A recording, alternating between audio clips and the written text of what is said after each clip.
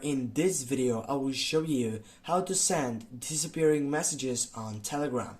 Firstly, open up the application, go select a chat section with someone, for example this one, and then what you need to do next, you need to tap on the three dots on your right upper side, and as you can see right here, you don't have that option which is so important on that side.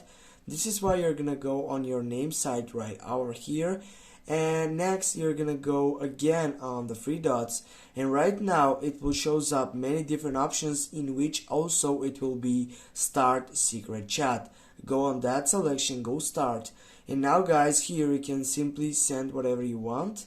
And if you tap again on that three dots, you can send up here set self-destructed timer. Go on that selection, go for 2 seconds, go done, and now if you type something, and as you can see it will be disappeared after 2 seconds when he opened that chat.